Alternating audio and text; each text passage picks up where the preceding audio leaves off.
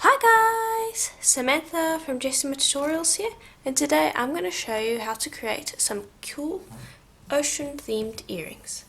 So first you're going to need a sheet of white polymer clay rolled out to about 2mm thick or on your thickest setting, and I'm using Primo today. Then you're also going to need a stencil of some kind. I'm using this fish scale stencil. Any ocean themed stencil will work. Take that stencil and apply it to your clay, and then you can either use pastels or you can use mica powders, and here is the brand of pastels that I am using, and I'm going to choose some different types. So let's see, I'm going to start out with some purple and light green.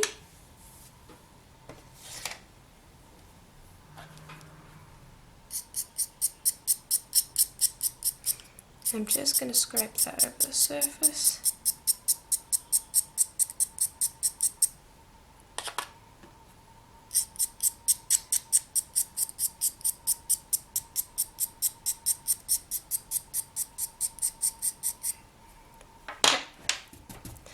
Then I'm just going to pounce that in, which will create our first rather light coat.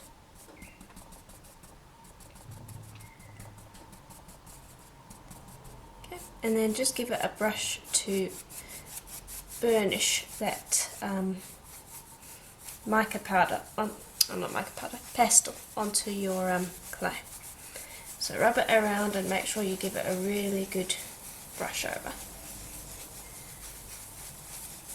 There we are. Then I'm just going to lift this up gently. And you can choose to leave it that way if you want. I'm going to carry on, and I'm going to have these going at a slight angle. Then I'm going to grab my roller, and I'm just going to roll across so that I am sure that it is stuck down well. Then I'm going to move on to my next lot of colours, which is going to be a range of blues on the lightish side.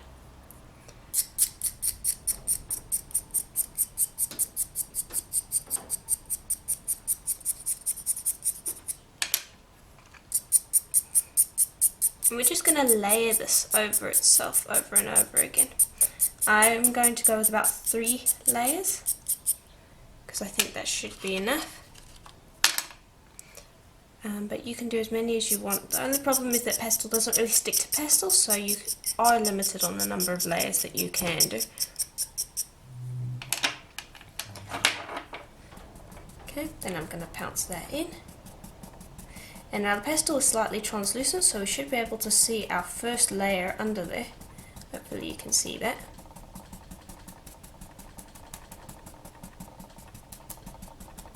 Okay. Then give it a good burnish, because this is what sticks the pastel to your clay. And you should still be able to see the previous layer under the pastel. Hopefully the camera can pick that up. And there's our second layer. And then I'm just going to place this over here, and I'm going to deliberately make sure that I get white spots in here. And now next layer is going to be quite a bit darker, and you can see that this is having a bit of trouble sticking down. I'll just use my fingers to do that. Okay, and now our next layer is going to consist of some darkish blues. Not too dark, but dark.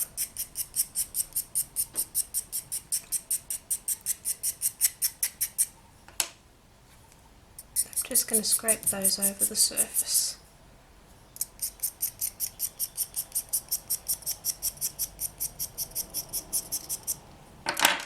And again, I'm going to start by pouncing. And you can use any stencil you want, just try and go with an ocean theme one, but keep in mind that you can make you can do any theme project you want using this technique, say forest if you wanted to maybe, so don't feel restricted by that. And then I'm going to burnish that on.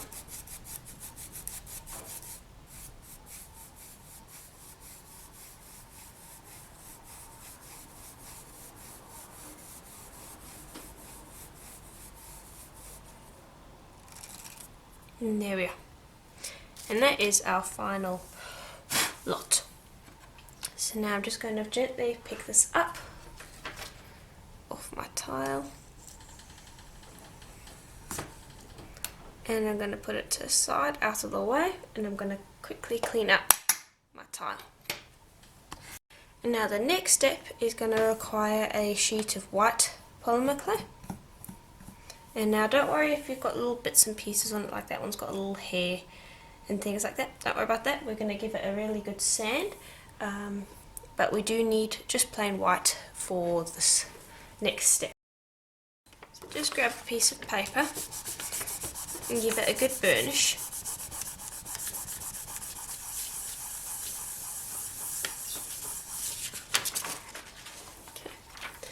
Okay. And I'm just going to grab my cutter that I'm going to use for the bottom piece, which we've already made, and I just want you to match it up with a nice looking round. So I'm going to be using my smallest circle cutter.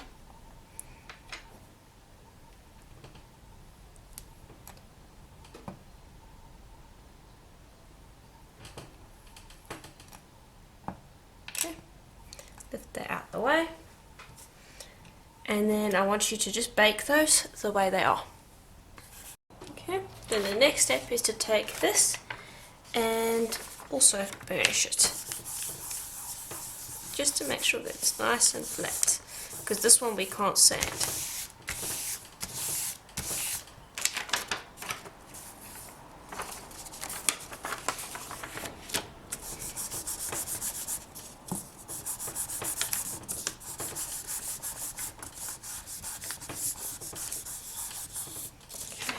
And that should flatten it out nicely.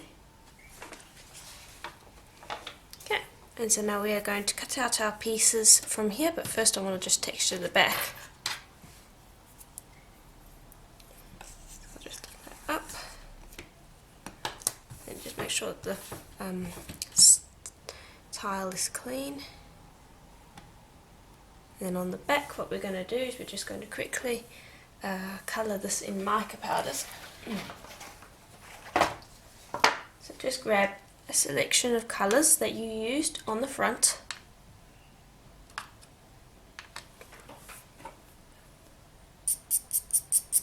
And just scrape that over.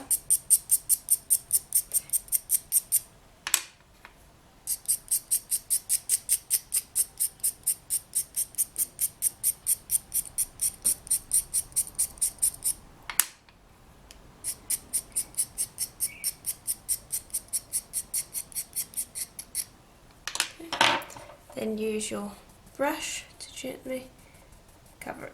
And be careful not to move your piece of clay around while you're doing this, because there's pastel getting on the tile around your piece of clay, and so if you move it around you'll get excess pastel on the front, and you really don't want that. So just be careful not to do this, not to move your piece of clay. It's quite important. Okay, then I'm just going to brush off excess.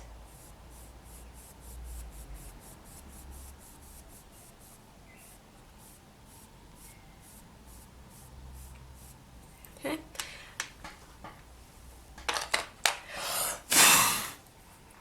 And then make sure to get rid of pastel around your edges before you even touch it. Okay. And there's our front, it's perfectly fine. Clean your tile very quickly because you want to remove excess pastels. Okay, and now we're ready to cut out our pieces. And I've just got a piece of paper here. I'm going to pop that down on, and then I'm going to take some sandpaper and I'm going to texture the back.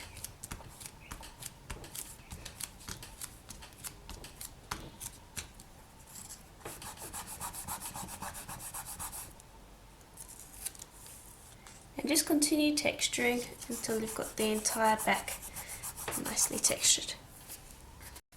Okay, just pick this up and we'll cut out our pieces.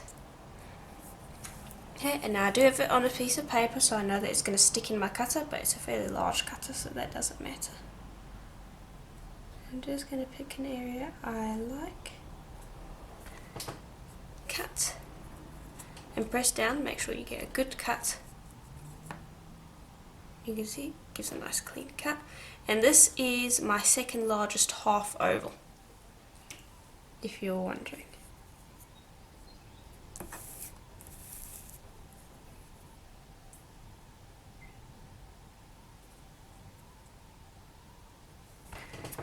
Okay, and we're just going to cut out 2 bottoms.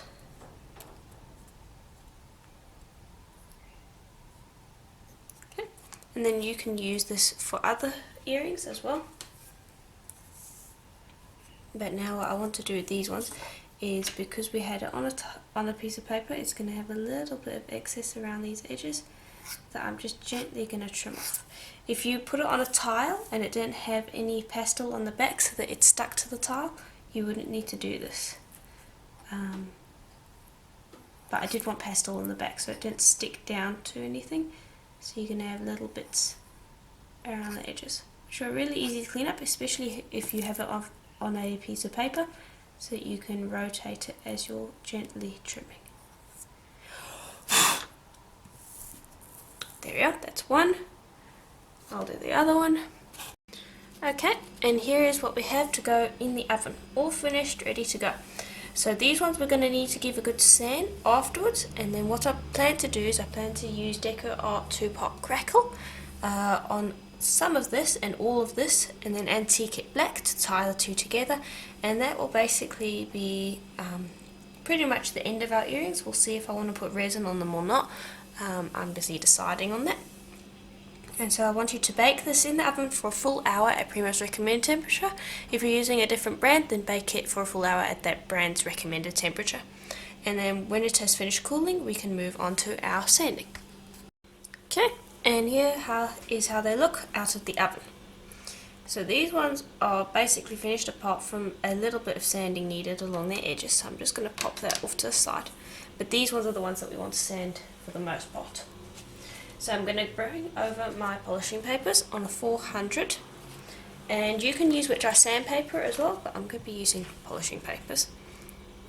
I'm just going to take this and I'm just going to start sanding.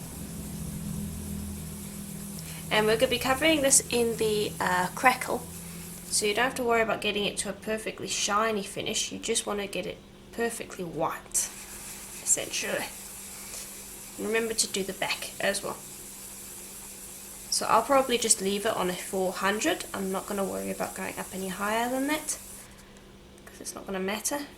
So you just want a nice smooth finish. Like that. Then make sure to go along the edges. And you will repeat this with the other white one. And then also with the coloured blue pieces, you want to just sand along the edges like this. And I'm probably just going to leave it on the 400, I'm not going to go up to the higher grits. Okay, and that is pretty much how it should look. I've got a little bit of pastel on there again. But basically you just want it a nice white colour. And then when you're done, we can then apply our crackle. Okay, and so they're now all nice and tidy and ready to use. Now the next step is going to be using some Deco Art Perfect Crackle, and I know that a lot of you, when I've used this in the past, have wondered where to get it. Linda's Art Spot now carries it, so you guys can go and check that out if you're interested. And so we're going to now use this. So I'm just going to use a piece of paper here. And I'm going to start with step 1, give it a bit of a shake. Okay, so I decided to just use a tile instead. So I'll open up my step 1, and I'm just going to pop a bit onto my brush.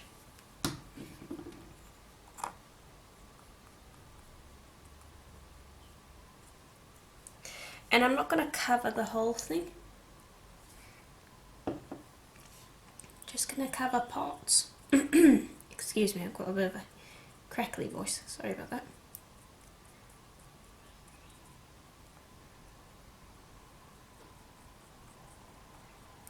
Okay, one part.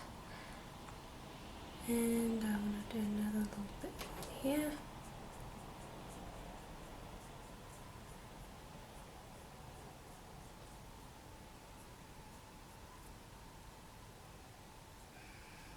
And you can see where you've brushed. If you tilt your head to the side, you can see wet spots. And that's how you'll be able to see where it is. Because it can be a little hard to see where you've brushed and where you haven't. Okay, so that's that one. And you want to let that dry completely before you move on to step 2. And with the white ones, what I'm going to do is I'm just going to pick it up. And I'm just going to completely cover it. And I got some grit in the brush that I need to just remove. There we go.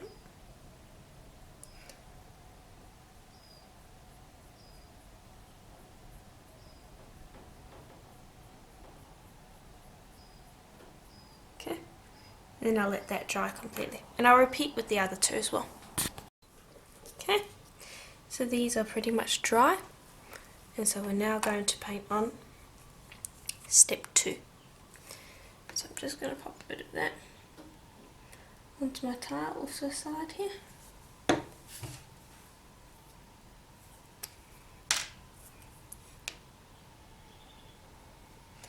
And now I've got to tilt this so that I can see where I've painted before.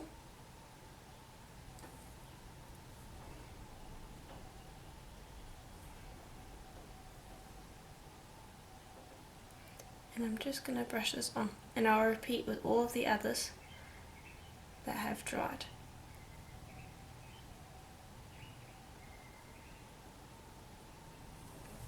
And then you want to wait for this to dry completely. Okay, so these are done. Let them dry for roughly around an hour, and let me see if I can get that directed in such a way, there we are, that you can see those crackles. Hopefully the camera can pick that up. And those are the white ones. And now these ones are a lot harder, so I've done the white ones, and when these ones are completely cured, then I'm quite confident that these are pretty cured, because you can't actually see it with the pattern on there, whether it is crackled or not. So we'll start with a white one, and we're going to be using some black paint,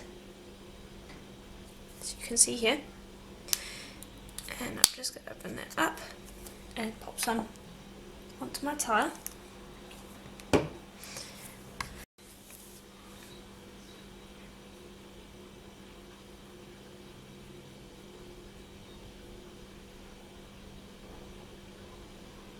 Okay, and I'm just going to brush this lightly over the surface. Don't press too hard because it can cause this to come off the crackle parts. Okay, and then I'm going to bring over a dry cloth. Just gently wipe away the paint.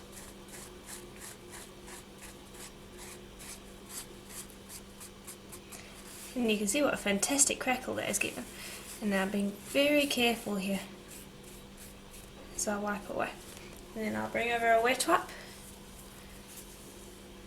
Very carefully. Gonna wipe to clear up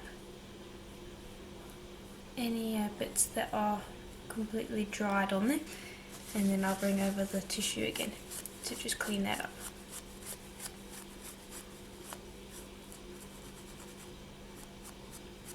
Okay, and that is how it should look. It's a fantastic crackle, so you can see. So I'll repeat with that one.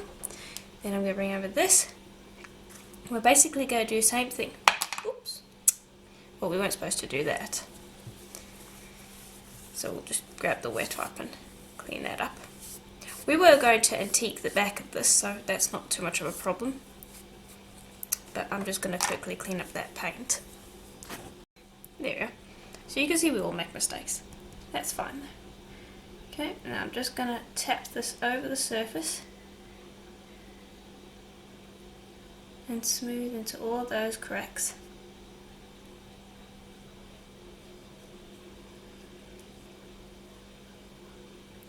And try not to put on any more black paint than is necessary. And then I'm going to bring this over again. And we're going to quickly wipe that off.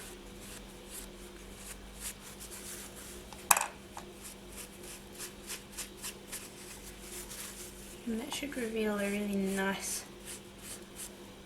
crackle. Okay, and you can see that I got some on the area where there wasn't any crackle. So I'm just going to grab a wet wipe and clean that area up.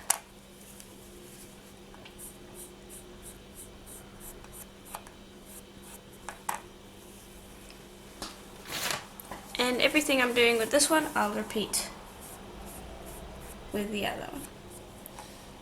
Okay, there we go, got that cleaned up.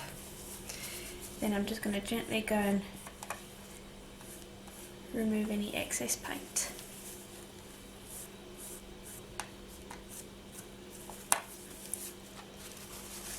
And then dry that off.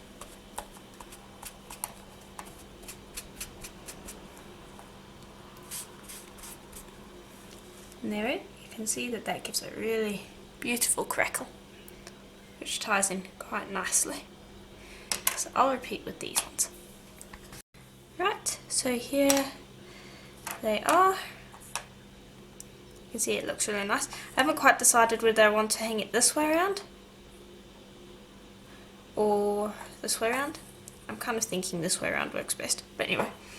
Right, so now what we want to do is we just want to resand these sides because they've got a little bit of paint stains on them. So just take your polishing papers and just rotate this around just to give it a clean. Very easy.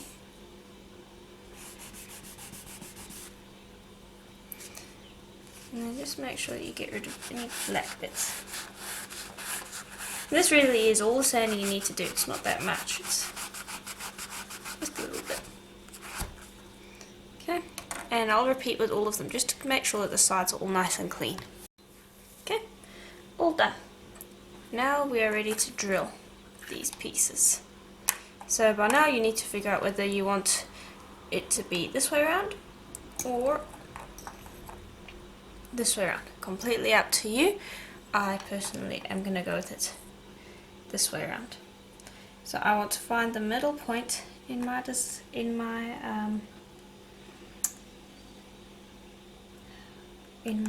half oval, and I want to drill.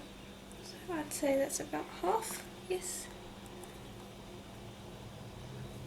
And we're drilling before varnishing because I want to dip these in the varnish, and so we need a hole to suspend them from. So that's why I'm drilling first. And I'm going to be sealing them with a matte varnish. Okay, so you can see it's very easy, very quick, and the reason I do this before after baking is simply because of the fact that it just leaves a cleaner hole. And I'll repeat in all of the other ones. Okay, so what you're going to need next is a little basket, like so, and a piece of wire as well that can stretch across your basket. So we'll just wrap that wire around like so, so that it secures it. Then we'll bring over our beads, and I'm just going to, well, not beads, more just jewelry pieces, and I'm just going to string them onto the wire like so. And then I want you to make a dip each time so that it separates each piece.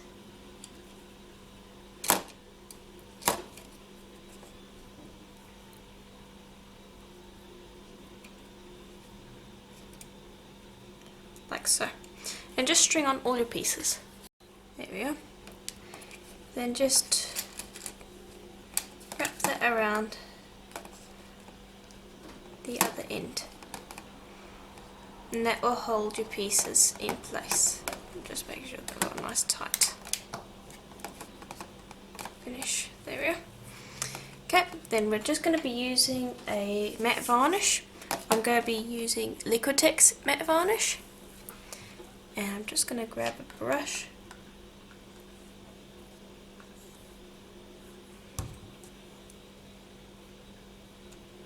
And I've got it hanging up so I don't have to worry about touching it too much.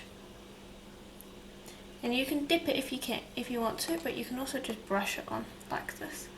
And I've shown in previous tutorials how to dip. And so here I'm just going to show you how to do it neatly by brushing it on. And we don't need a huge coat, we just need enough to seal it in. And also another reason why I'm going for the matte is because the crackle finish leaves a very shiny effect, and the matte will cancel that out. Okay, and then just brush all of your other pieces.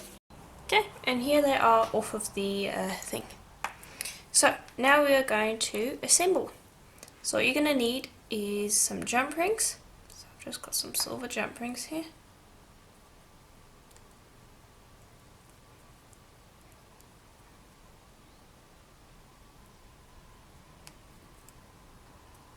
Okay.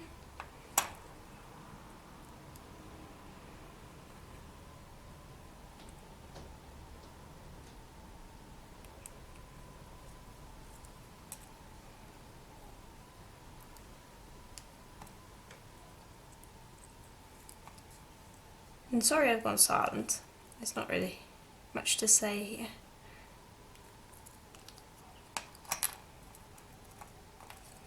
And now I'm going to test out two, whether I want it to be kind of like that. And I'm going to fit on two jump rings, and then I'm going to do the other one quickly with one large jump ring, and then we'll see whether or not I like it with one large jump ring or with kind of a loop in the middle.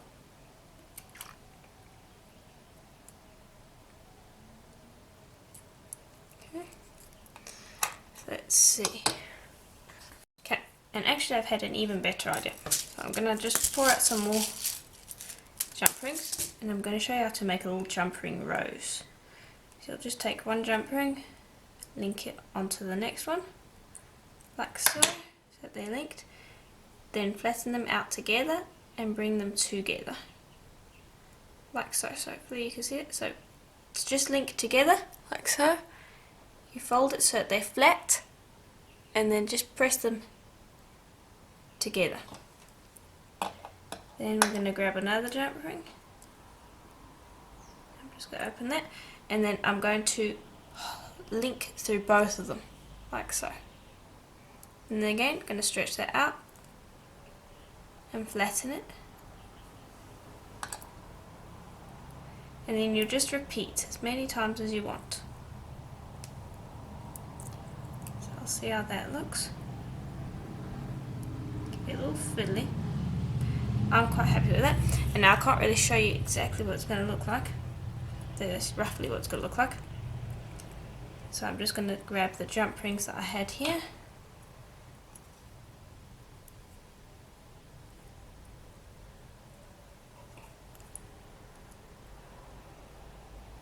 Link that together. Now we have a little rose. And then I'm going to link it onto this bit here.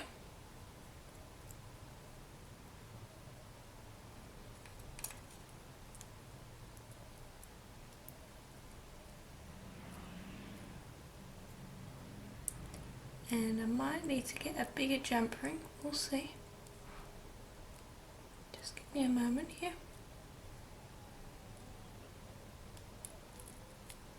To fiddle with it. There. Okay, I just had to fiddle with it for a moment there. Just close up that jump ring.